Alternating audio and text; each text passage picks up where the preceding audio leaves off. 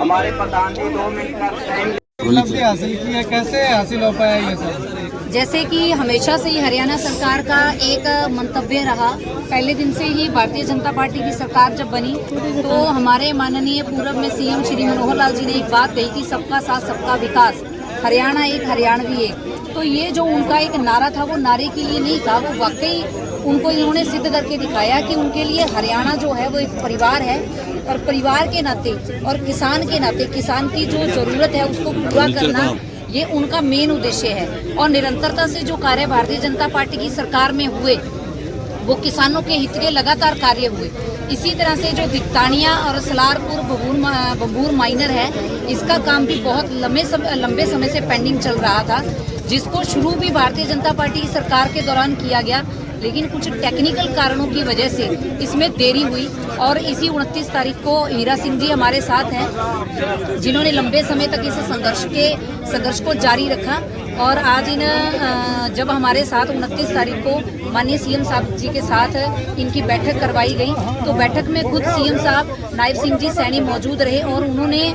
इनको पूरा आश्वस्त किया कि जितनी भी कागजी कार्रवाई है वो, क्योंकि ये ऑन गोइंग प्रोसेस है, तो ऑन गोइंग प्रोसेस में ही इस काम को चलना है। इसकी कागजी कार्रवाई है वो सारी इन 2 महीनों में पूरी कर दी जाएगी और आचार संहिता के खत्म होने के बाद ही जो रजिस्ट्रियां सरकार के नाम कराने का प्रक्रिया है उसको चालू कर दिया जाएगा। और ये जो हमारी माइनर है इसका काम बहुत जल्दी शुरू कर दिया जाएगा, क्योंकि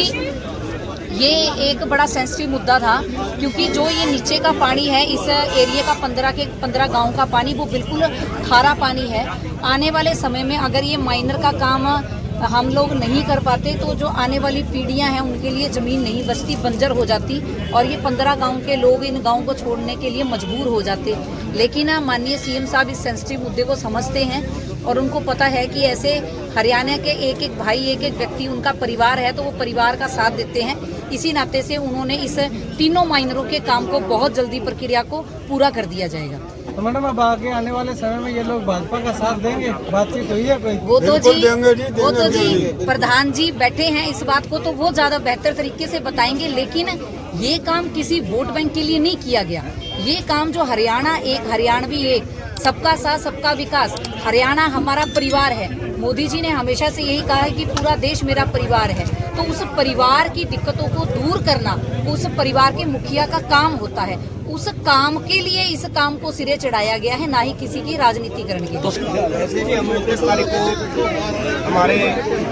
रोपड़ा जी द्वारा वहाँ पहुँचे थे, सीएम साहब से हमारी मुलाकात हुई और अच्छी मुलाकात हुई, अच्छा रिस्पांस मिला। जिस तरीके से इनके वहाँ पार्टी के पदाधिकारी या हमारे इरिगेशन डिपार्टमेंट के ऑफिसर बैठे थे, उनने जो बातें कही हम संतुष्ट हुए और संतुष्टि है हमें, क्योंकि देखो जी प्रोसेस में टाइम लगता है, लेकिन कुछ हमारी भी कमियां थी, हम इकट्ठे नहीं हो पाए थे। आज हम इकट्ठे हैं, हम आश्वासन पर आज धरना पोस्टपोन कर रहे हैं और हमें लगता है, मेरा विश्वास है, मेरी कमेटी के जो मेंबर्स गए थे, हम 10 आदमी गए थे, 10 आदमियों को हमें उनकी बातों पर विश्वास है और ये काम जल्द ही शीघ्र ही होने जा रहा है, होगा और होकर रहेगा। ठीक है, धन्यवाद। बिल्कुल निश्चित रूप से पिछले 2 महीने से हमारे साथी, हमारे सभी बुजुर्ग, हमारे भाई किसान आंदोलन पिछले 2 महीने से यहाँ पर चल रहा था। निश्चित रूप से हम भी इनके संघर्ष के साथ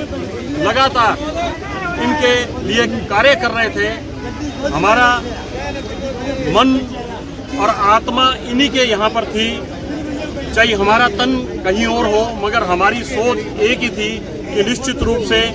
इस धरने की समाप्ति होनी चाहिए और इनका जो काम है दिक्तानिया खरीफ चैनल 1 और 2, बंबूर सलारपुर खरीफ चैनल, इसका 100%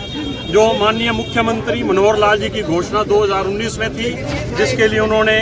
राशि भी जारी कर दी थी, वो किन्हीं तकनीकी कारणों से रुकी हुई थी, वो निश्चित रूप से सफल होनी चाहिए थी। और अब वर्तमान हमारे माननीय मुख्यमंत्री नायब सैनी जी ने 2 दिन पहले सेक्रेटरीट के मुख्यमंत्री आवास पर